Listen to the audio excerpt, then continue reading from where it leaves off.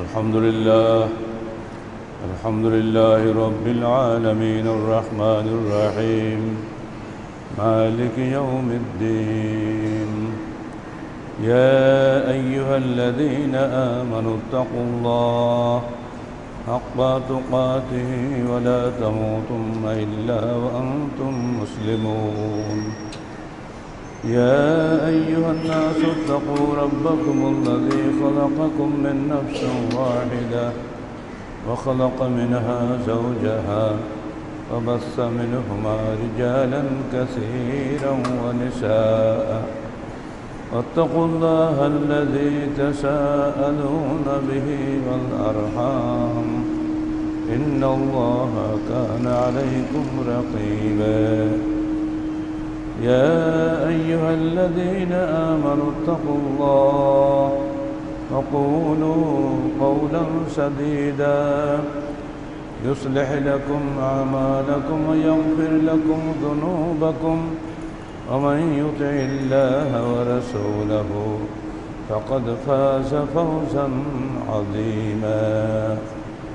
أما بعد فإن خير الحديث كتاب الله وخير الهدي هدي محمد صلى الله عليه وسلم وخير الأمور عواصمها وشر الأمور محدثاتها وكل محدثة بدعة وكل بدعة ضلالة وكل ضلالة في النار.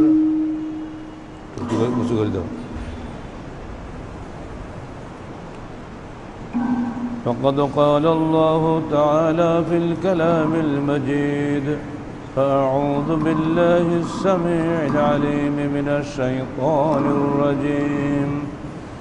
بسم الله الرحمن الرحيم. فاستقم كما أمرت ومن تاب معك ولا تطغوا إنه بما تعملون بصير. ولا تركنوا إلى الذين ظلموا فتمسكم النار وما لكم من دون الله من أولياء ثم لا تنصرون. وأقم الصلاة طرفي النهار وزلفا من الليل إن الحسنات يذهبن السيئات ذلك ذكرى للذاكرين. واصبر فإن الله لا يضيع أجر المحسنين. সূরা হুদ 112 থেকে 15 আয়াত। যাবতীয় প্রশংসা আল্লাহ রাব্বুল আলামিনের জন্য,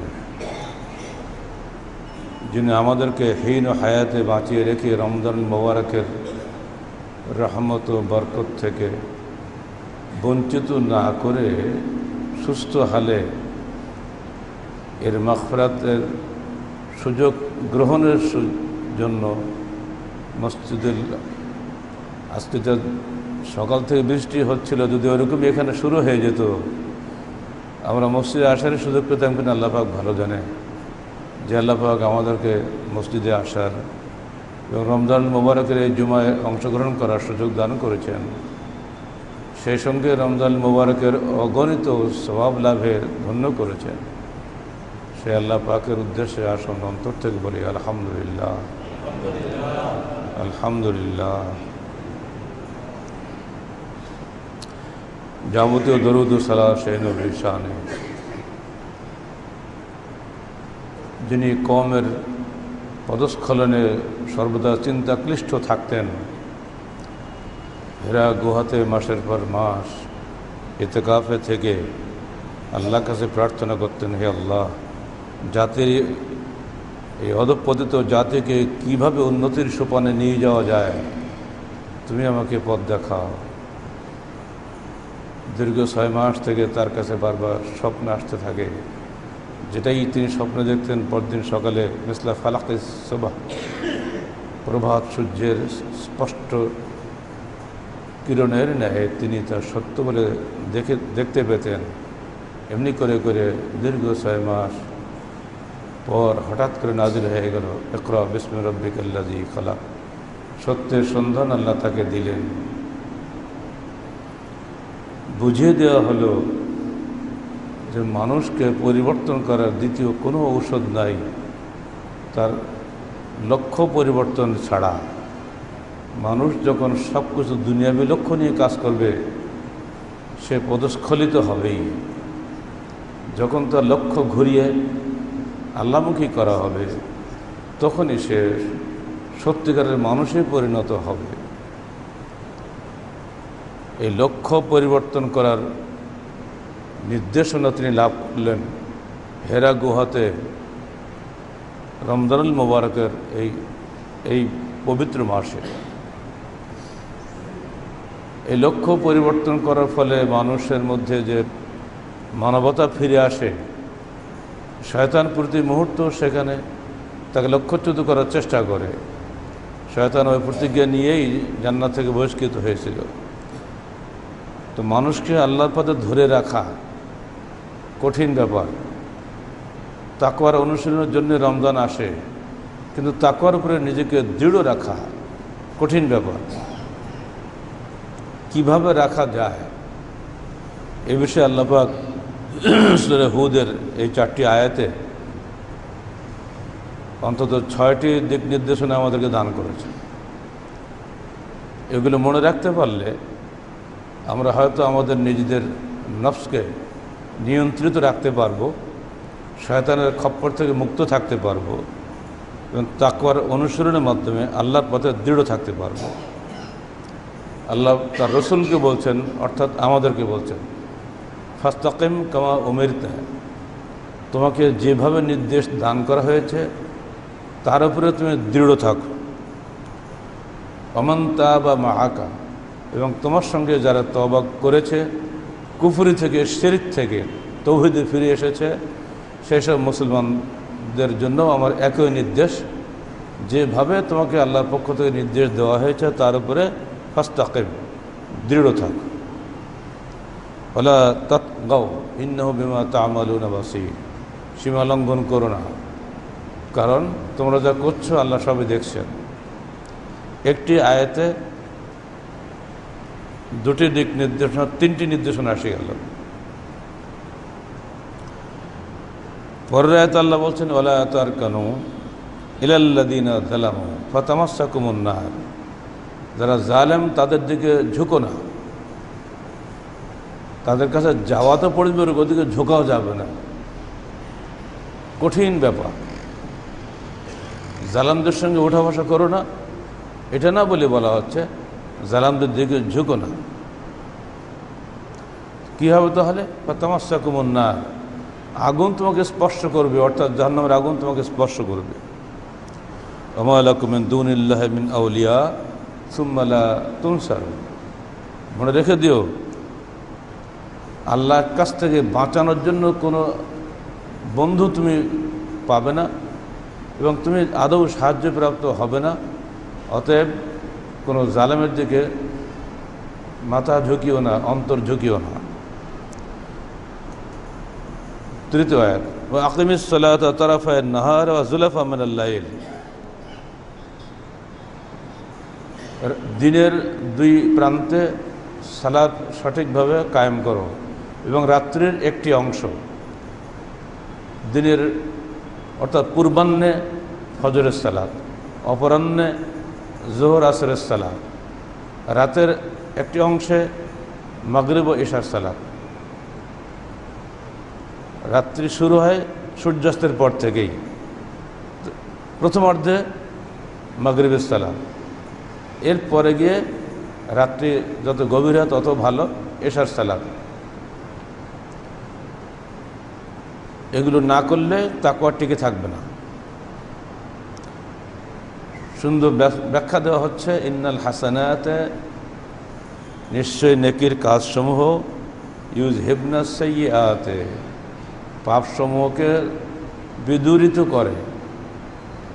এই যে 5 ওয়াক্ত সালাত আমরা আদায় করব, এর মাধ্যমে আমরা এর মধ্যে যত সগীরা গুনাহগুলো করব আল্লাহ সব দূর করে দেবেন। ব্যাখ্যা দিয়ে দেওয়া হচ্ছে, যালিকা যিকরা লিয-যাকিরিন, এটা স্যার উপদেশ তাদের জন্য যারা উপদেশ গ্রহণ করে। চতুর্থ আয়াত, ওয়াসবির ফাইনাল্লাহা লা ইউদিউ আজরাল মুহসিনিন, তুমি ধৈর্য ধারণ করো, কারণ আল্লাহ পাক কোনো সৎকর্মশীলের সৎকর্ম বিনষ্ট করেন না। এই 4টি আয়াতে মোট 6টি উপদেশ আছে। এক, আল্লাহর নির্দেশের উপরে দৃঢ় থাকা। যদি আমি মনে করি আল্লাহর এই নির্দেশের চাইতে আমার বিবেক অনেক ভালো, কেন আমাকে অহেতুক রাত্রিবেলা ঘুম থেকে উঠে কষ্ট করে সালাত আদায় করতে হবে, ওযু গোসল করতে হবে? এমনিতেই তো আমি ভালো মানুষ, কলব তো আমার সাফ আছেই। যখন কলব নষ্ট হবে, আমি পাপ কাজ করব, তখন আমি সালাত আদায় করব। নিয়মিত কেন করতে হবে? আমি আমার যুক্তিকে প্রাধান্য দিয়ে আল্লাহর নির্দেশকে অগ্রাহ্য করলাম, এটা হবে না। যেটা বলা হয়েছে এর উপরে দৃঢ় থাকতে হবে। মুসল্লি কারা, এ বিষয়ে সূরা মাআরিজে ব্যাখ্যা আসছে, ইল্লাল মুসাল্লিল্লাযীনা হুম ফি সালাতিহিম দাঈমুন, মুসল্লি তারাই যারা তাদের সালাতে নিয়মিতভাবে আদায় করে। দায়েম মানে সবসময় নিয়মিত। শুধু সালাত আদায় করা একদিন বা দুদিন করলেই যথেষ্ট হবে না, নিয়মিত যেভাবে নির্দেশ দেওয়া হয়েছে সেভাবে করতে হবে। যত নেকির কাজ, যত নির্দেশ এবং নিষেধ এসেছে আল্লাহর পক্ষ থেকে, সবগুলো যথাযথভাবে পালন করাকেই বলা হয় কামা উমিরতা, যেভাবে তোমাকে আদেশ দেওয়া হয়েছে। 2 নম্বর, তওবাকারী সাথীদের সঙ্গে সঙ্গবদ্ধ থাকা। যারা তওবা করেছে, আল্লাহর পথে ফিরে এসেছে, আপনি তাদের সাথে বন্ধুত্ব করবেন, তাদের সঙ্গে থাকবেন। এটা অন্য আয়াতে আল্লাহ পাক ব্যাখ্যা দিচ্ছেন, ওয়াকুনু মা'আস সাদিকিন, তোমরা সত্যবাদীদের সঙ্গে থাকো। এটা দিয়ে প্রমাণ হয় দুনিয়াতে মিথ্যাবাদী থাকবে, আল্লাহ বিরোধী লোক থাকবে। আপনি ঐক্যের নাম করে সবার সঙ্গে জগা খিচুড়ি করবেন, এটা চলবে না। আপনার সঙ্গে বন্ধুত্ব হবে তাদেরই যারা তওবা করেছে, আল্লাহর পথে ফিরে এসেছে তারাই। কারণ আল-মারউ মা'a মান আহাব্বা, কিয়ামতের দিন ওই ব্যক্তির সঙ্গে থাকবেন যিনি দুনিয়াতে তাকে মহব্বত করতেন। যারা দিনদার বান্দাদের সাথে মহব্বত করেছেন, কিয়ামতের দিন তারা একত্রে থাকবেন। আর যারা বেদিনদের সঙ্গে মহব্বত করেছেন, তারা বেদিনদের সঙ্গে থাকবেন। ফিরাউন, হামান, কারুন, তারা যে আকীদায় বিশ্বাসী ছিল, ওই আকীদার উপরে যারা চলছেন তারা তাদের সঙ্গে থাকবেন। এই বিষয়ে সালাত রাসূল আমরা হাদিস দিয়ে দিয়েছি, পড়ে নেবেন। 3 নম্বর, সীমালঙ্ঘন না করা। ওলা তাতাগাউ, সীমালঙ্ঘন করা হলো সবচেয়ে কঠিন পাপ। সীমা বলতে কি বোঝে? আমরা যেসব আইনকানুন তৈরি করি, এটাই কি সীমা? না। বাংলাদেশে প্রায় একটা কথা শোনা যায়, আদালত অবমাননার শাস্তি। আদালত যেন আল্লাহর ওহী। একটা মানুষ একটা সিদ্ধান্ত দিলেন, সেটা যদি ভুল হয় অন্য কারো বলার থাকবে না, সমালোচনাও করা যাবে না, কিছু বললেই জেল খাটতে হবে। অথচ আল্লাহর বিধান অবমাননা প্রতি মুহূর্তে মানুষ করে যাচ্ছে, এর কোনো শাস্তি নাই। আমাদের একজন মাননীয় মন্ত্রী লতিফ সিদ্দিকী, আব্দুল লতিফ বলা উচিত, তাকে লতিফ সিদ্দিক বলে পরিচয় হয়ে গেছে। লতিফ তো আল্লাহ, আর ও তো আব্দুল লতিফ। এই ভদ্রলোক বলে দিলেন নিজের মন গড়া আইন, আমি তো জামাত ইসলামের বিরোধী বটেই, তবলিগ জামাতেরও বিরোধী। আর এই যে হজ করে মুসলমানরা, সেটা অর্থের অপচয় করে। এরা বছরে একদিন মক্কা এসে খালি পয়সা, দেশের পয়সা এখানে এসে নষ্ট করে। এতে কোনো প্রোডাকশন নেই, সেরফ রিডাকশন আছে। আর এটা কেন হয়েছে আপনারা জানেন? মুহাম্মদ যখন দেখলেন আমি তো ধর্ম একটা প্রচার করে দিলাম, তো মুশকিল হলো মক্কা তো কোনো ফসল হয় না, খাবে কি এরা? তাই তিনি বুদ্ধি বের করলেন, সব মুসলমানরা বছরে একদিন এসে মক্কায় তোমরা হজ করবা, যাতে মক্কার লোকেরা ওই হজের মৌসুমে যে ইনকাম হবে, ওই ইনকামে সারা বছর তাদের চলে। বলুন নাউযুবিল্লাহ মিন যালিক। এই জন্য নাকি তিনি এই হজের বিধান জারি করেছিলেন। এই বক্তৃতা করার পরে স্বভাবতই মুসলিম বিশ্বে ব্যাপক প্রতিক্রিয়া হয়েছে। শুধু বাংলাদেশের মুসলমান না, পৃথিবীর সকল প্রান্তে যেখানেই মুসলমান আছে নিঃসন্দেহে এটাতে সবাই দুঃখ পেয়েছে। সেজন্য আমাদের অত্যন্ত সুচতুর গভর্নমেন্ট খুব গরম গরম বক্তব্য রাখলেন, প্রেসিডেন্ট সদস্যপদ খারিজ করলেন, এমপি পদ খারিজ করলেন, মন্ত্রী পদ খারিজ করলেন, বলে দিলেন তার সঙ্গে আমাদের সরকারের কোনো সম্পর্ক নাই। সরকার ভালো করে বোঝে বাঙালি হলো ঝোঁকওয়ালা জাতি, ঢেউ উঠলে আবার নেমে যায়। আপাতত ঢেউটা থামিয়েনি, ঢেউ থেমে গেল। দেখা গেল খুব সুপরিকল্পিতভাবে তিনি হঠাৎ এসে হাজির হয়ে গেলেন ঢাকা এয়ারপোর্টে। সেখান থেকে আবার দুদিন পরে এক ধানমন্ডি থানায় যে হাজির দিলেন, ওসি সাহেব খুব চমৎকারভাবে তাকে সসম্মানে জেলখানায় পাঠিয়ে দিলেন, যাতে মিছিল করার হইচই করার সুযোগ কেউ না পায়। হ্যাঁ, বেটা মন্ত্রী জেলে গেছে, এটাই বাঙালি খুশি। হ্যাঁ, অত্যন্ত চমৎকারভাবে তিনি আবার জেল থেকে বেরিয়ে এসেছেন, এখন তিনি দিব্য ঘুরে বেড়াচ্ছেন, কিছুই বলার এখন নাই। যে যা খুশি আল্লাহর বিরুদ্ধে বললুক সমস্যা নাই, আদালতের বিরুদ্ধে বললেই আদালত অবমাননার দায়ে তাকে শাস্তি ভোগ করতে হবে। আল্লাহর বিরুদ্ধে বললে শাস্তি হবে না। আমরা বলি মুসলমানের দেশ, মুসলমানের সরকার, কেমন মুসলমান এটাই কি যথেষ্ট নয় বোঝার জন্য? হজ ইসলামের পঞ্চস্তম্ভের অন্যতম, তাই না? স্তম্ভের বিরুদ্ধে যে কথা বলে তার কোনো শাস্তি হবে না। প্রধানমন্ত্রীর বিরুদ্ধে কটূক্তি করেন, মোবাইলেও যদি করেন, ইন্টারনেটেও যদি করেন, তাহলে 7 বছর জেল। আর এদের কিছুই হয় না। আমরা যেন মিছিল না করিস, তাই সরকারের বড় মাথা ব্যথা। পুলিশ বাহাদুররা ঘুরে আসে, রাস্তা যান দাঁড়িয়ে আছে, এরা মিছিল করে কিনা? মিছিল মাটির উপরে আমরা করি না, আমাদের অন্তর্বেদনা আল্লাহর কাছে পেশ করি যে আল্লাহ ওই সিদ্দিকী সহ সিদ্দিকের আশ্রয় তাদের সবগুলাকেই এক কোন শব্দে ধ্বংস করে দিতে পারেন। প্রতি জুমায় আমরা দোয়া করি, আখজুল মান খাজালা দীন মুহাম্মাদিন ওয়ালা তাজআলনা মিনহুম। আপনারা বলেন আমিন, তাই না? হে আল্লাহ, তুমি ধ্বংস করো, লাঞ্ছিত করো ওই লোকদেরকে যারা তোমার দ্বীনে মুহাম্মাদকে লাঞ্ছিত করে। আল্লাহ, তুমি আমাদেরকে তাদের অন্তর্ভুক্ত করো না। অবশ্যই ওই সিদ্দিকী সাহেব এবং তার আশ্রয়দাতা গভর্নমেন্ট লাঞ্ছিত হবেই হবেই হবেই, যেহেতু তারা আল্লাহকে লাঞ্ছিত করেছে। হজকে লাঞ্ছিত করা মানে আল্লাহর বিধানকে লাঞ্ছিত করা, কোনো অবস্থায় সে ক্ষমা পেতে পারে না। আমরা 16 কোটি মুসলিম জনতা কোশ্চেন কেন তাকে ক্ষমা করেনি, করব না। আল্লাহ পাকও নিঃসন্দেহে তাকে ক্ষমা করবেন না। যারা তাকে আশ্রয় দিচ্ছেন তারা সাবধান হন, এই পাগলের বংশধর থেকে নিজেদেরকে বাঁচান।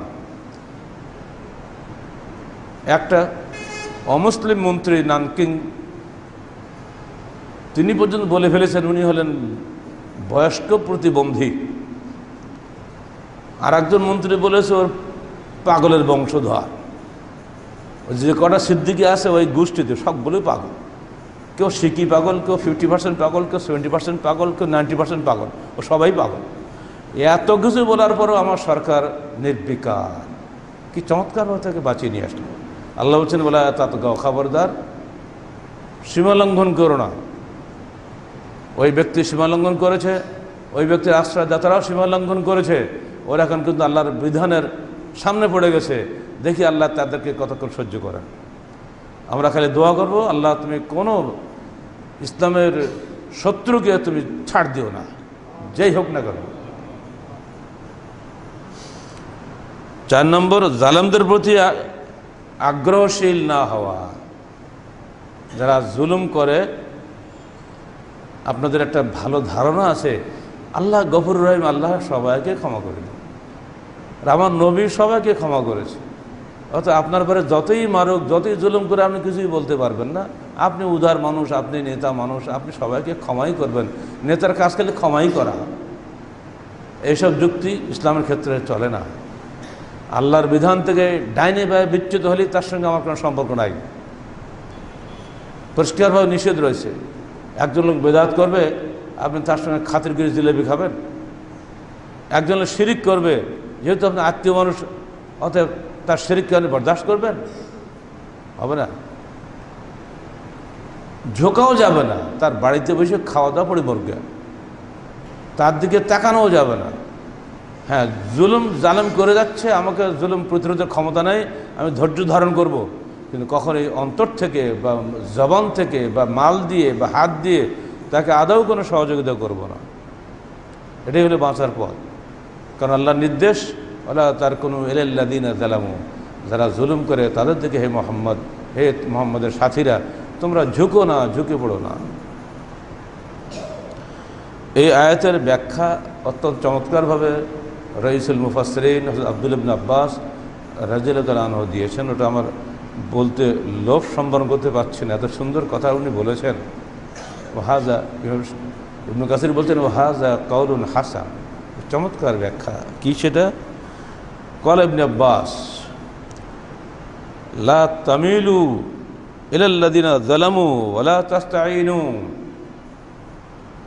বিয-যালামা ফাতাকুনু কাআন্নাকুম ক্বাদ রাযীতুম বিবাকি সানিয়াতিহিম। আল্লাহ বলছেন, তোমরা জালেমদের দিকে ঝুঁকো না, তোমরা তাদেরকে সাহায্য করো না, তাদের কোনো জালেমকে, জালেমা মানে বহু বচন, কোনো জালেমকে সাহায্য করো না।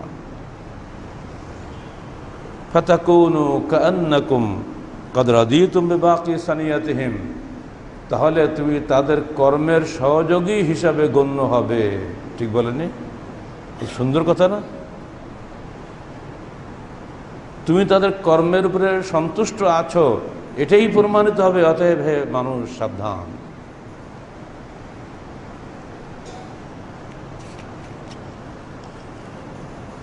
চার নম্বর, নিয়মিত 5 ওয়াক্ত সালাত আদায় করা এবং তাহাজ্জুদের সালাত আদায় করা। আন আবি হুরায়রা রাদিয়াল্লাহু আনহু ক্বালা ক্বালা রাসূলুল্লাহ সাল্লাল্লাহু আলাইহি ওয়াসাল্লাম আরাআইতুম লাউ আন্না নাহরান বিবাবি আহাদিকুম ইয়াগতাসিলু ফীহি কুল্লা ইয়াওমিন খামসান হাল ইয়াবকি মিন দারানিহি শাইউন। সাহাবা কেরাম করে জিজ্ঞেস করছেন, তোমাদের কারো বাড়ির সামনে যদি নদী প্রবাহিত হয় আর তুমি যদি সেই নদীতে প্রতিদিন 5 বার গোসল করো, তাহলে কি তোমার দেহে কোনো ময়লা থাকে? সবাই বলল, থাকে না। ক্বালা ফাযালিকা মিসলু সালাওয়াতিল খামস ইয়ামহুল্লাহু বিহিন্নাল খাতায়া। এটাই হলো উদাহরণ 5 ওয়াক্ত সালাতের, এর মাধ্যমে আল্লাহ পাক তোমাদের ভিতরকার গুনাহগুলো ক্ষমা করে দিয়ে থাকে, সুবহানাল্লাহ ওয়া বিহামদিহি, দূর করে দিয়ে থাকে। গুনাহ তো আসলে হয় অন্তরে, বাহ্যিকটা হয় পরে। কলুষিত অন্তর নিয়ে যত সুন্দর আপনি ইবাদত করেন, ওই ইবাদত আল্লাহর কাছে কবুল হবে না। অন্তরকে পরিচ্ছন্ন করা হলো তাকওয়ার প্রধান কাজ। অতএব সাবধান। ইয়ামহুল্লাহু বিল খাতায়া। যখন সালাতে দাঁড়াবেন, কীভাবে দাঁড়াতে হবে, কীভাবে সালাত আদায় করতে হবে, হাদিসে জিবরিল তার জাজ্জল্যমান প্রমাণ। দাহিয়াতুল কালবি, প্রখ্যাত সাহাবী, তার রূপ ধারণ করে একদিন জিবরিল আলাইহিস সালাম রাসূলুল্লাহ সাল্লাল্লাহু আলাইহি সাল্লামের সামনে এসে বসেছিলেন। তখন অন্যান্য সাহাবীগণও ছিলেন, যার মধ্যে ওমর ইবনুল খাত্তাব রাদিয়াল্লাহু আনহু নিজেও ছিলেন। আসনাদ রুকবাতাইহি বিরুকবাতাইহি, এমন কাছে এসে বসলেন যে আল্লাহ রসুলের 2 হাঁটুর সঙ্গে তিনি 2 হাঁটু মিলিয়ে দিয়েই বসলেন। তারপরে আল্লাহ রসুলকে একটা প্রশ্ন করছেন, মাল ইসলাম ও আমাল ঈমান, ইসলাম কি, ঈমান কি, ইহসান কি? 3টা প্রশ্ন করলেন, জবাব দিলেন। এবার বললেন, কিয়ামত কবে হবে? তখন আল্লাহ রসুল জবাব দিচ্ছেন, মাল মাসউলু আনহা বিআলাম মিনাস সাইল, যাকে প্রশ্ন করা হচ্ছে তিনি প্রশ্নকারীর চাইতে অধিক অবগত নহেন। তখন তিনি কিয়ামতের আলামতগুলি বললেন, ওয়ান তারাল হুফাতাল উরাতাল আলাতাল ইয়াশাহ ইয়াতাতাওয়ালুনা ফিল বুনিয়ান, যারা কখনো পায়ে জুতা দিত না, যাদের দেহে কখনো কাপড় ছিল না, এবং যারা মাঠে ছাগল দুম্বা চড়িয়ে বেড়াতো, রাখাল, অর্থাৎ নিম্ন শ্রেণীর লোকেরা, ইয়াতাতাওয়ালুনা ফিল বুনিয়ান, বিরাট বিরাট বিল্ডিংয়ের ইমারতের মালিক হবে। জেনা ব্যভিচারী এত হবে, যে দাসী তার মনিবকে প্রসাব করবে, সর্বত্র ব্যভিচার প্রসার লাভ করবে। এগুলা কিয়ামতের কিছু আলামত বলে দিলেন। ইহসানের ব্যাখ্যা কি? তিনি বলছেন আনতা আবুদাল্লাহ কাআন্নাকা তারাহু, তুমি আল্লাহর ইবাদত করে এমনভাবে যেন তুমি আল্লাহকে দেখছো। ফাইল্লাম তাকুন তারাহু ফাইন্নাহু ইয়ারাক, যদি তুমি তাকে দেখতে না পাও তাহলে মনে রাখো তিনি তোমাকে দেখছেন। এই দৃঢ় বিশ্বাস নিয়ে যদি আমরা সালাতে দাঁড়াতে পারি, তাহলে ওই সালাত তানহা আনিল ফাহশাই ওয়াল মুনকার, মানুষকে ফায়সা কাজ থেকে এবং অপছন্দনীয় কাজ থেকে দূরে রাখবে। যদি ওই আকীদার বিশ্বাস নিয়ে আমি দাঁড়াতে না পারি, সির্ফ রুকু সিজদার দিকে খেয়াল করছি, কিন্তু আমি যে আল্লাহর সামনে দাঁড়িয়ে আছি এই বিশ্বাস হারিয়ে যাচ্ছে, ওই সালাত কবুল হবে না। আমরা অনেক বেশি বেশি সুন্নত ওয়াজিবাতের দিকে খেয়াল করি, এটা ঠিকই আছে, এটা করতেই হবে, কিন্তু আপনার মন মানসিকতা যদি আল্লাহর দিকে না থাকে তাহলে এই সালাত কবুল হবে না। কিয়ামতের দিন যখন আল্লাহর ছায়ার নিচে ছায়াপ্রাপ্ত হবেন 7 শ্রেণীর লোক, তার মধ্যে একজন তো উনি আছেন, রাজুলুন যাকারাল্লাহ খালিয়ান ফাফাদাত আইনাহু, যে একাকী আল্লাহর ইবাদত করে আর 2 চোখ বেয়ে অশ্রু প্রবাহিত হয়, এমন মানুষ কোথায়? আল্লাহর ভয়ে যে কাঁদে, রসুলের ভাষায় ও তার পক্ষে জাহান্নামে যাওয়া অনুরূপ অসম্ভব, যেমন গরুর দুধ পুনরায় বাটে প্রবেশ করা অসম্ভব। সুবহানাল্লাহ, এরকম দারুণ ব্যাপার না? অন্য জায়গায় আসছে হাত্তা এলিজাল জামাল ফি সামিল খিয়া, সূচের সূক্ষ্ম ছিদ্রের মধ্যে যেমন উট প্রবেশ করা সম্ভব নয়, আল্লাহর ভয়ে যারা কাঁদে তাদের পক্ষে জাহান্নামে প্রবেশ করা ঠিক অনুরূপ সম্ভব না। অতএব আমাদেরকে সবসময় আল্লাহর ভয়ে ভীত হয়ে সালাত আদায় করতে হবে। ও আম্মা মান খাফা মাকাম রাব্বিহি জান্নাতান, যারা সদা সর্বদা আল্লাহর অস্তিত্বকে ভয় পায় তাদের জন্য আল্লাহ পাক 2টি করে জান্নাত রেখে দিয়েছেন, একটি নয়। আল্লাহ পাক আমাদের সবাইকে পূর্ণ আল্লাহ ভীতির সাথে সালাত আদায় করার তৌফিক দান করুন। যদি এটা করা যায় তাহলে ইউযহিবনা সাইয়্যাত, আল্লাহ বলছেন তোমার সমস্ত গুনাহ আল্লাহ পাক ক্ষমা করে দিবেন। মাজতুনিবাল কাবায়ের হাদিসে ব্যাখ্যা আসছে, যতক্ষণ তুমি কবিরা গুনাহ থেকে বিরত হবে। কবিরা গুনাহ তওবা ব্যতীত মাফ হয় না। সালাত আদায় সগীরা সব গুনাহ মাফ হবে, কিন্তু কবিরা গুনাহ যদি আমরা করি, সেটা তওবা না করা পর্যন্ত ক্ষমা হবে না আল্লাহর কাছে। ধরুন আপনি অন্য জমি ফাঁকি দিয়েছেন, কবিরা গুনাহ না, তার কাছ থেকে ক্ষমা নিতে হবে এবং তার যেটা ফাঁকি দিয়েছেন ওটা তাকে ফেরত দিতে হবে। এরপরে নিজে অনুতপ্ত হতে হবে, আল্লাহর কাছে ক্ষমা চাইতে হবে। ধরুন আপনি কখনো কোনো মদ খেয়েছেন বা চুরি করেছেন বা অনুরূপ কোনো কঠিন পাপ করেছেন, ব্যভিচার করেছেন, নিজস্ব পাপ এটা, আপনি ওখান থেকে তওবা করলেন চিরদিনের মতো, আর ওই কাজ করবেন না, সঙ্গে সঙ্গে অনুতপ্ত হবেন এবং লজ্জিত হবেন, আল্লাহর কাছে ক্ষমা চাইবেন, আল্লাহ পাক আপনাকে ক্ষমা করে দিবেন। আপনি হয়তো বহুদিন সালাত আদায় করেননি, এটা হকুল্লাহ শুরু করলেন, আল্লাহ ক্ষমা করো আমাকে, পিছনে শয়তানের কুহকে পড়ে অনেকদিন সালাত আদায় করিনি, আজকে আবার শুরু করলাম, আমি যেন এর উপর টিকে থাকতে পারি, তুমি আমাকে ক্ষমা করো এবং আমাকে টিকে থাকার তৌফিক দাও। এই মন মানসিকতা নিয়ে যদি কেউ আমরা সালাত শুরু করতে পারি, তওবা করতে পারি, ওই তওবা কবুল হবে। বান্দার সঙ্গে বান্দার পাপ ক্ষমা পেতে গেলে আল্লাহর কাছে মোট 3টে শর্ত রয়েছে। একটা হকুল্লাহ, 3টে শর্ত, হকুল ইবাদ 4টি শর্ত। আল্লাহর হক সালাত, সিয়াম, হজ, জাকাত করেননি, এখন করছেন, তওবা করেছেন, 3টে শর্ত পূরণ করবেন। 1, আমি আর ওই অন্যায় কাজ করব না। 2, অন্যায় কাজ করেছি বলে আমি অনুতপ্ত। 3, আমি এই নেকির কাজের উপরে টিকে থাকবো, দৃঢ় থাকবো। আর যদি বান্দার হক নষ্ট করেন তাহলে এই 3টার সঙ্গে বান্দার হকটা যোগ হবে, বান্দার যে হকটা নষ্ট করেছেন সেটা তাকে ফিরিয়ে দিতে হবে।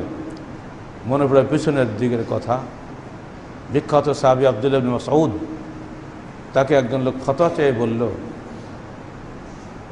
হে আল্লাহ নবীর বিখ্যাত সাহাবী, আমি বিয়ে করার সময় শাশুড়িকে দেখিনি, বিয়ের পরে দেখি আমার বউয়ের চেয়ে শাশুড়ি অত্যন্ত সুন্দরী, তো আমি কি বউ বাদ দিয়ে শাশুড়িকে বিয়ে করতে পারবো? উনি বললেন লাভ আছে, এটা কী আসে, যদি বউয়ের সঙ্গে তো মিলন হয়নি, সমস্যা কি? উনি নিজের কেয়াস করে কথাটা বললেন। এরপরে উনি মদিনায় গিয়েছিলেন। উনি কুফার রাজস্ব কর্মকর্তা ছিলেন, কুফা এবং ইরাকের মধ্যে। মদিনায় গিয়ে সাহাবীদের সঙ্গে এই ফতোয়ার কথা বললেন যে আমি তো এই ফতোয়া দিয়েছি, এটা কি ঠিক হয়েছে? সব সাহাবীরা বললেন, না, তোমার তো ফতোয়া ভুল হয়েছে। শাশুড়ি তো মায়ের মতো, তার সঙ্গে তো পুনরায় বিয়ে করা যাবে না জামাইয়ের সাথে। বলে ও তো মিলন করেনি স্ত্রীর সাথে, তাতে কি আছে? ওটা হয়নি, ঠিক হয়নি, ভুল হয়ে গেছে আপনার। ইবনে মাসউদ ফিরে এলেন কুফাতে এবং সকল মানুষকে পাবে কোথায়? ও তো ইন্টারনেটের যুগ তো নাই। ঢোল দিলেন বাজার মধ্যে ঢুকে, নিজে চিৎকার দিয়ে বলতে থাকলেন, হে অমুক, যে ব্যক্তিকে আমি এই ফতোয়া দিয়েছিলাম, যদি তুমি এই লোকজনের মধ্যে থাকো তা শুনে রাখো, আমার এই ফতোয়া ভুল হয়ে গিয়েছিল, তুমি তওবা করো, স্ত্রী তোমার শাশুড়িকে তালাক দাও। লোকেরা বলছে, কবে ফতোয়া দিয়েছেন? সে লোক আজ বেশি আছে না মরে গেছে, খবর নাই। বলে আমি কি করব, আমি পাচ্ছি না, তা কী করবো? আল্লাহর কাছে বলতে পারবো আমি চেষ্টা করেছিলাম। আল্লাহ যেন এই খবরটা তার কানে পৌঁছে দেয়। দেখেন, একেই বলে তওবা। আপনি পত্রিকায় আমার বিরুদ্ধে গীবত লিখছেন, মিথ্যা তহমত দিয়ে লিখেছেন। যদি আপনি সত্যিকার অর্থে তওবা করতে চান কোনো সাংবাদিক ভাই, তাহলে তার উচিত হবে ভুল যে তিনি করেছিলেন, ভুলটা পুনরায় ওই একই পত্রিকায় লেখা যে আমি অমুক সময় অমুকের বিরুদ্ধে এই ভুল অন্যায় অসত্য তথ্য উপস্থাপন করেছিলাম, তাতে তিনি যেমন তার পক্ষে একটা মানহানি করা হয়েছে, আমি আজকে ভুল বুঝতে পেরেছি, আমি তওবা করছি, তিনি অনুরূপ ছিলেন না। যদি তিনি পুনরায় ওই পত্রিকার মাধ্যমে ভুল স্বীকার করেন, এরপরও দেখা হলে ওই ব্যক্তির সঙ্গে ভুল স্বীকার করেন, অথবা আল্লাহর কাছে ক্ষমা চান এবং আর কখনোই এ কাজ করবেন না বলে প্রতিজ্ঞাবদ্ধ হন, তাহলেই তার তওবা কবুল হবে, তার আগে না। অতএব সাবধান, এই যুগটা এত কঠিন যুগ হয়ে গেছে, কথা বলার সঙ্গে সঙ্গে রেকর্ডাররা রেকর্ডে ধরে নেয়। মানুষ জোশে অনেক সময় অনেক কথা বলে, যদি ওটা ইন্টারনেটে চলে যায় সারা দেশে হইচই পড়ে যায়। অনুরূপভাবে পত্রিকায় লেখালেখি হচ্ছে। রসুলের জমানায় লেখালেখি ছিল না, ইন্টারনেট ছিল না, মাইক ছিল না, টেপ রেকর্ডার ছিল না, অনেকটা ভালো ছিল। আর এখন একটা ভুল বললেই সারা দুনিয়া ভুল হয়ে যায়। আর এই জন্য এখন তওবা খুব ঘন ঘন করতে হবে। ভুল হয়ে গেলেই আবার পুনরায় তওবা করে ওই ইন্টারনেটের বক্তব্য রাখতে হবে, নাহলে কিন্তু আপনার ভুল মাফ হবে না। শুধু আল্লাহর কাছে তওবা চাইলে হবে না।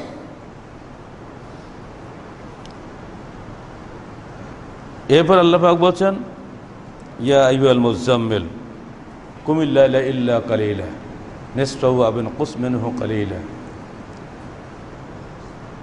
তারপরে মারাত্মক কথা বলে দিচ্ছেন, ইন্না সানুলকি আলাইকা কাওলান সাকিলা। হে চাদরাবৃত, ওঠো, দাঁড়াও রাত্রিবেলায় কিছু অংশ ছাড়া, অর্ধেক রাত্রি অথবা 1/3 রাত্রি আল্লাহর ইবাদতে রত হও। এটা কখনকার আয়াত? ইকরা বিস্মি নাজিল হওয়ার কিছুদিন পরের আয়াত। তোমার উপরে আমি একটা গুরুভার ন্যস্ত করব। সে গুরুভারটা কি? সমাজ পরিবর্তনের গুরুভার। কবি বলেন, বায়ু প্রবাহকে ফিরিয়ে নেওয়া সম্ভব, নদীর স্রোতকে ঘুরানো সম্ভব,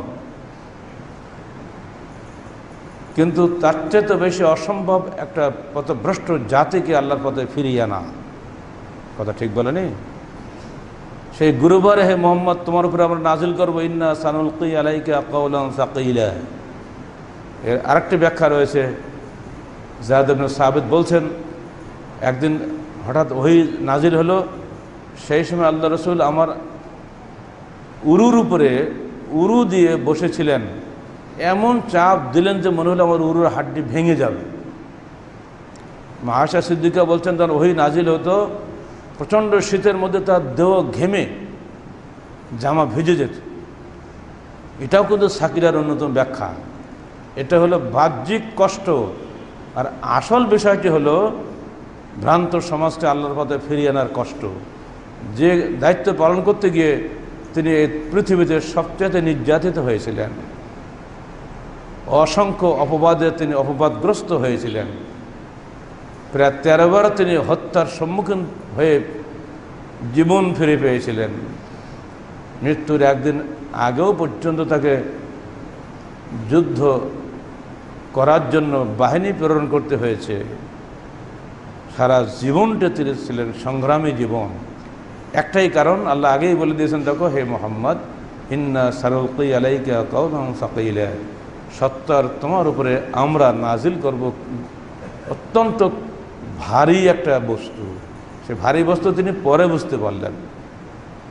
এর আগেও তিনি শুনেছিলেন ওয়ারাকা বিন নওফালের কাছে যখন বলেছিলেন তিনি, তোমার কাছে যে ফেরেশতা এসেছে এই ফেরেশতা মুসার কাছেও এসেছিল, আর এই ফেরেশতা যার কাছে যায় সমাজ তার শত্রু হয়ে যায়। এমন কোনো নবী দুনিয়াতে আসেনি সমাজ তার শত্রু হয়নি। হে মোহাম্মদ, তোমার বংশের লোকেরা তোমাকে একদিন মক্কা থেকে বহিষ্কার করে দিবে। এগুলো দিয়ে প্রমাণিত হয় সমাজ সংস্কারের দায়িত্ব যারা গ্রহণ করেছেন তাদের জীবনটা বড় কষ্টের জীবন হবে। তাদেরকে সান্ত্বনার জন্য একমাত্র পথ হলো নৈশ ইবাদতে অভ্যস্ত হওয়া, তাহাজ্জুদ সালাতে রীতিমতো অভ্যস্ত হওয়া। সাহাবায়ে কেরাম রীতিমতো রাত্রি সালাত আদায় করতেন। আমরা তারাবি পড়ি, নিঃসন্দেহে এটা অত্যন্ত গুরুত্বপূর্ণ ইবাদত, কিন্তু মহব্বতের সঙ্গে ধীরে ধীরে যদি পড়া যেত কতই না ভালো হতো। অধিকাংশ তারাবি স্রেফ উঠা বসার মধ্যেই পরিণত হয়ে গেছে। অধিকাংশ হাফেজ ভুল তেলাওয়াত করেন, দ্রুত তেলাওয়াত করেন, মুসল্লি বুঝুক আর না বুঝুক, কারণ মুসল্লিরা ঘুম পড়ে, চাকরি থাকে না। অত মুসল্লিদের মানসিকতা পরিবর্তন করা উচিত। এসেছেন আল্লাহর ইবাদতের জন্য। মনে রাখতে হবে, আমার রসুল রাত্রি 10টার দিকে শুরু করতেন, সাহরির আগ পর্যন্ত একটানা তারাবি পড়েছেন যে 3 দিন। এত লম্বা তারাবি তিনি পড়েছেন যা তুলনা করা যায় না। আমাদের তো সর্বসাকল্যে এশা তারাবি মিলে 1.5 ঘন্টা, তাতে মুসল্লি অর্ধেক চলে যায়। তাহলে আপনারা কিভাবে মনে করতে পারেন যে আমরা জান্নাতের অধিকারী হব? এরপরেও বান্দা দুর্বল, যদি আল্লাহ ক্ষমা করেন এটাই আমাদের জন্য বড় পাওয়া হবে। ক্ষমা না করলে কিছু বলার নাই। এরপরে আল্লাহ পাক বলছেন, ইন্না রাব্বাকা ইয়ালামু আন্নাকা তাকুমু আদনা মিন সুলুসাইল লাইলি ওয়া নিসফাহু ওয়া সুলুসাহু ওয়া তায়ফাতুম মিনাল লাযিনা মাআক। দেখেন, সব জায়গায় সংগঠন। তোমার প্রভু জানেন যে তুমি রাত্রের অর্ধাংশ বা 1/3 জেগে থাকো, ও তায়ফাতুম মিনাল লাযিনা মাআক, এবং তোমার সাথে আর এক দল। বেনামাজি কোনো ব্যক্তি যারা জীবনে সালাত আদায় করে না, সে কখনোই আপনার সংগঠনের সদস্য হতে পারে না। এর মধ্যে উন্নত মানের সাথে তিনি, যিনি নিয়মিত তাহাজ্জুদ সালাত আদায় করেন, যিনি ইতিকাফ করেন। আমরা এবার সারা সংগঠনের সর্বত্র সার্কুলার দিয়ে দিয়েছি, তোমরা 20 রমজান থেকে ইতিকাফ থাকার চেষ্টা করো সাধ্যমতো, যার সম্ভব হয় যার পক্ষে, এবং চারিদিকে ইবাদতের একটা যেন পরিবেশ তৈরি হয়, তাহলে সমাজ আস্তে আস্তে পরিবর্তন হবে। সবসময় দেখলাম ঢাকাতে আশ্চর্য হয়ে গেলাম যে মাগরিবের পরেও পর্যন্ত এক বড় বড় শপিং মলগুলা যে সমস্ত নানা রঙে সাজানো হয়েছে, সেখানে দেখলাম বিদেশি নর্তকীদের এনে নাচ গান করানো হচ্ছে প্রকাশ্যে, রাস্তাতে গাড়িতে বসে দেখা যাচ্ছে। আর সমস্ত মানুষ, ছেলেরা পর্যন্ত ওদের সঙ্গে নাচতেছে। রমজান মোবারকের এই পবিত্র রাতটাকে পর্যন্ত এরা জাহান্নামী রাতে পরিণত করে ফেলেছে। বিভিন্ন জায়গাতে এখন পর্যন্ত হাউজি, জুয়া, আনন্দ মেলার নামে কয়েকটা জেলায় এখনও চলছে। ধন্যবাদ দিতে হয় রাজশাহীওয়ালাদেরকে, এরা অন্তত রমজান মোবারককে সম্মান করে বন্ধ করেছে। যদি আবার তোমরা ঈদের বেলা শুরু করে দাও, তোমাদের গজব কিন্তু বন্ধ হবে না, আল্লাহর পক্ষ থেকে গজব আবার আসবে। রমজানের রাতটাকে ইবাদতের রাতে পরিণত করতে হবে, তাহলেই তো বান্দা ভালো হবে। আমরা পারলাম না করতে, আল্লাহ আমাদের ক্ষমা করুন। এরপরে 6 নম্বর শিক্ষা আসছে এই আয়াতগুলিতে, ওয়াসবির, বিপদে সবর করা, এটাও সবর। অন্যায় কাজ থেকে বিরত থাকা, এটাও সবর। আর ন্যায় কাজের উপরে দৃঢ় থাকা, এটাও সবর। এই 3টে সবরের মধ্যে শ্রেষ্ঠ সবর হচ্ছে ন্যায় কাজের উপরে দৃঢ় থাকা, টিকে থাকা। বাপ মরে গেছে, পাবেন না, কান্নাকাটি করলেন, দুঃখ পেলেন, তারপর আস্তে আস্তে ভুলে গেলেন। পায়ে গুঁতো লেগেছে, হাড্ডি ভেঙে গেছে, খুব ব্যথা লেগেছে, ডাক্তারের কাছে গেলেন, আস্তে আস্তে চিকিৎসা হয়ে গেল, সবর করলেন, শেষ হয়ে গেল। কিন্তু সালাতের উপরে, যাকাতের উপরে, ন্যায় কাজের উপরে টিকে থাকা বড় কঠিন। এটাকে বলে আহসান। অন্যায় থেকে বিরত থাকা এটা হলো হাসান। আর বিপদের ধৈর্য ধারণ করা এটা সাধারণ সবর। আমাদের উচিত হলো আস-সাবরু আলা তাআহ, আল্লাহর আনুগত্যের উপরে দৃঢ় থাকা। এ প্রসঙ্গে একটা হাদিস শোনালে যথেষ্ট হবে। আন আবি হুরায়রা রাদিয়াল্লাহু আনহু ক্বালা ক্বালা রাসূলুল্লাহ সাল্লাল্লাহু আলাইহি ওয়াসাল্লাম মাসালি কামাসালি রাজুলিন ইস্তাওকাদা নারান ফালাম্মা আদাআত মা হাওলাহা জাআলাল ফারাশু ওয়া হাযিহি দাওয়াব আল্লাতী তাকাউ ফিন নার ইয়াকাহানা ওয়া জাআলা ইয়াহাজুজুহুন্না ওয়া ইয়াগলিবনাহু ফায়াতাকাহামনা ফিহা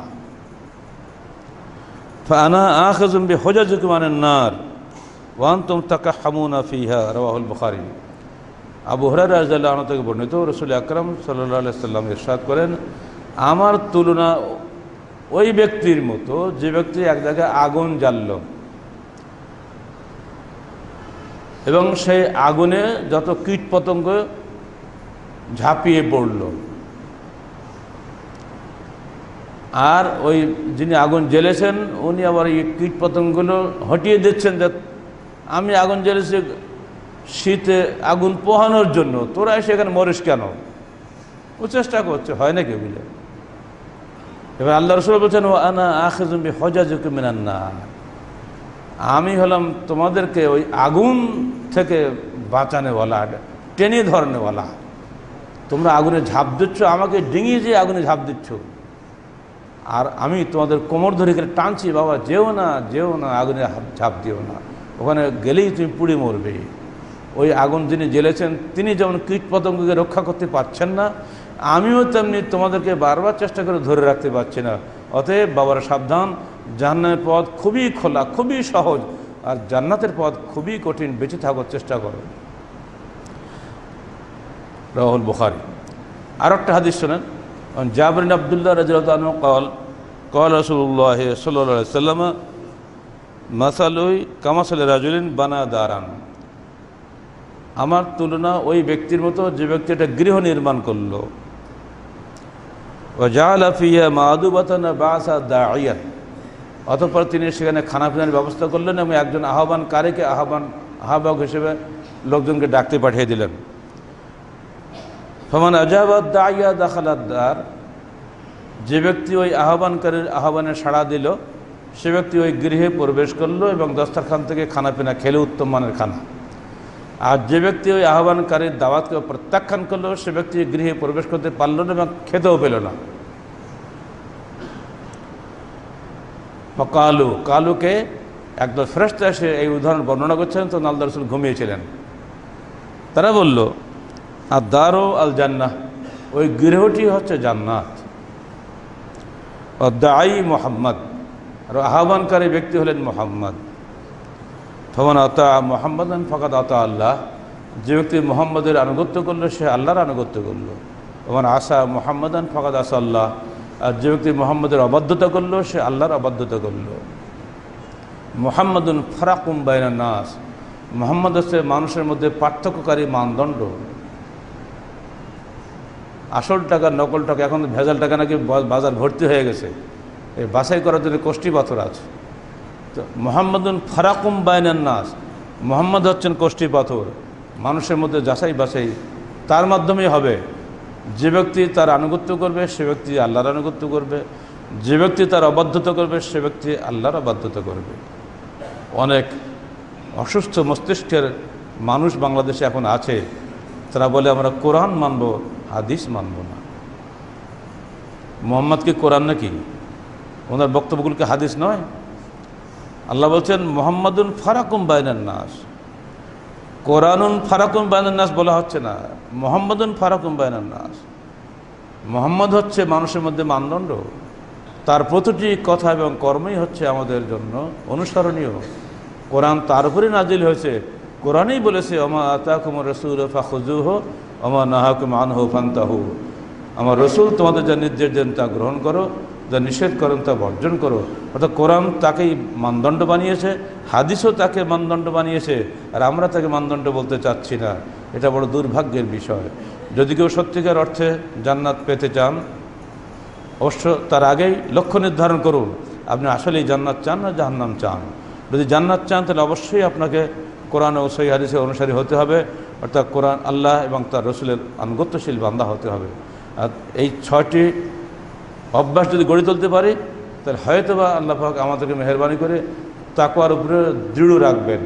এই 6টি অভ্যাস আমি আপনাদের আবার মনে করিয়ে দিই, সহজে যেন ভুলে না যায়। 1 নম্বর হলো এই আল্লাহর নির্দেশের উপরে দৃঢ় থাকা, আল্লাহ এবং তার রসুলের নির্দেশের ডাইনি ব্যয় যাবেন না। 2 তওবাকারী সাথীদের সঙ্গে থাকা, অন্যদের সঙ্গে সংগঠন করা যাবে না, আত্মীয়তা করা যাবে না, দলাদলি করা যাবে না।